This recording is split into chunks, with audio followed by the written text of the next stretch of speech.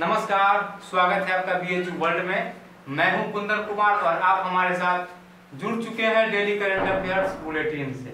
Daily current affairs bulletin में आज हम जिस विषय पर बात करने वाले हैं, जिन मुद्दों पर चर्चा होगी हमारे और आपके बीच में, उसका शीर्षक है BARC PUOIC north Korea election miscellaneous, और अंत का जो हमारा सेशन होगा हमेशा की तरह क्वेश्चन आंसर, फिर हम उसकी बात करेंगे। तो आइए बगैर समय बर्बाद किए हुए शुरू करते हैं आज का डेली करंट अफेयर्स बुलेटिन। आज के डेली करंट अफेयर्स बुलेटिन में सबसे पहले बात होगी BARC का। सबसे पहले हम इसकी चर्चा क्यों कर रहे हैं, तो सबसे पहले हम आपको BARC का मतलब बता देते हैं कि BARC का मतलब क्या होगा। BARC का मतलब होगा Bhabha atomic research centre, Bhabha परमाणु अनुसंधान केंद्र।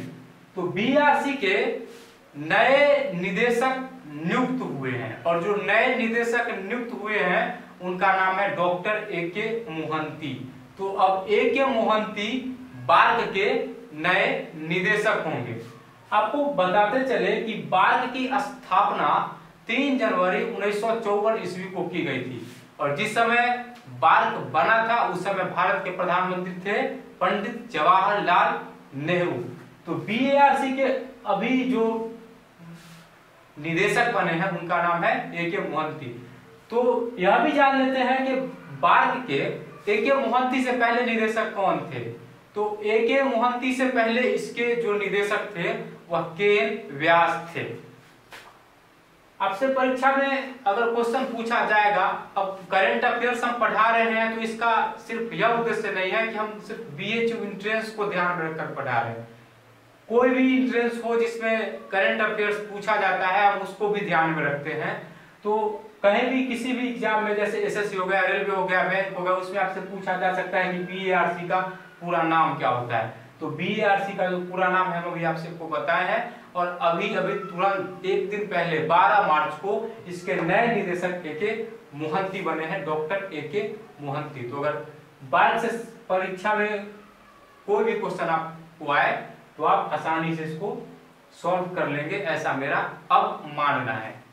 अब हम बात करेंगे PUOIC की। OIC की बात हम इससे पहले भी 2 बार कर चुके हैं।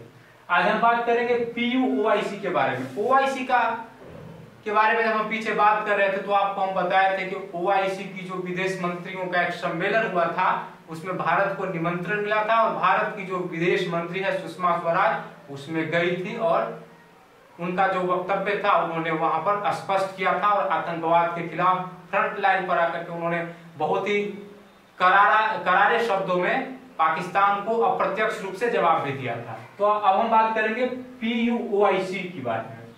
PUOIC की चर्चा क्यों हो रही है, तो PUOIC की चर्चा इसलिए हो रही है क्योंकि पाकिस्तान इसका उपाध्यक्ष बना है।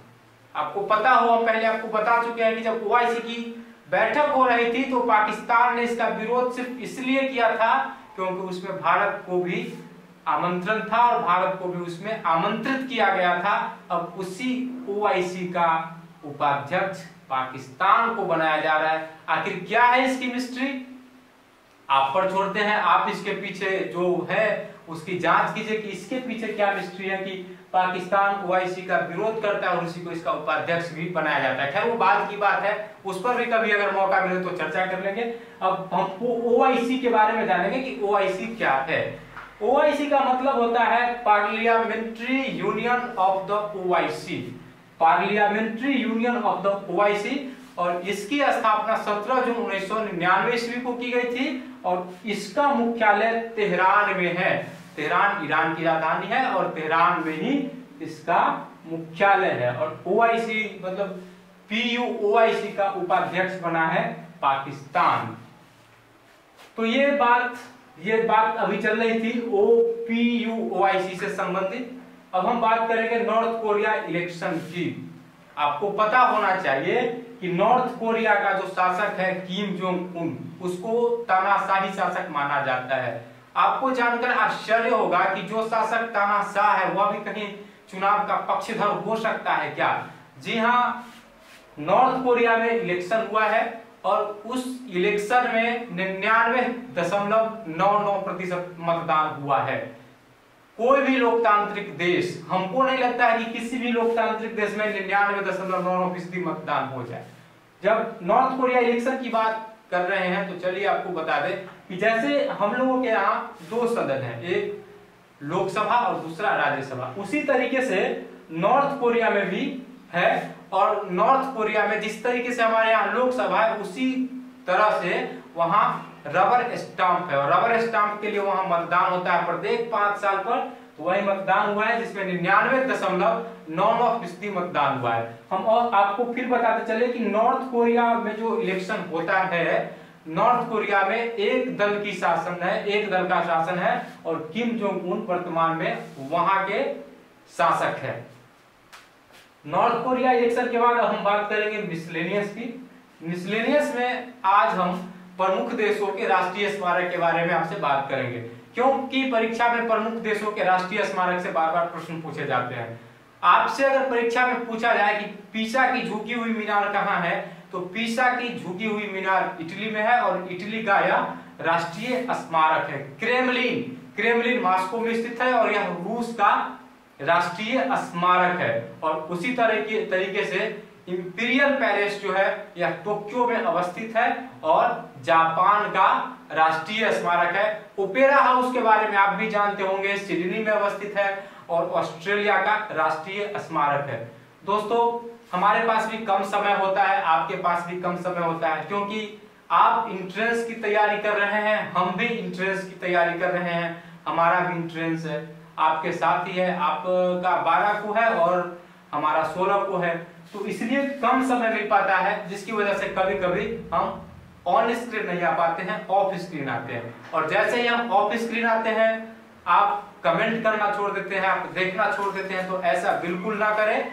करंट अफेयर हम आपके लिए ही लाते हैं। अगर आपको इसकी जरूरत नहीं है तो हमको भी इसकी कोई जरूरत नहीं है। आप नहीं दिखिएगा, हम नहीं दिखाना चाहेंगे, फिर करंट अफेयर को हम बंद कर देंगे।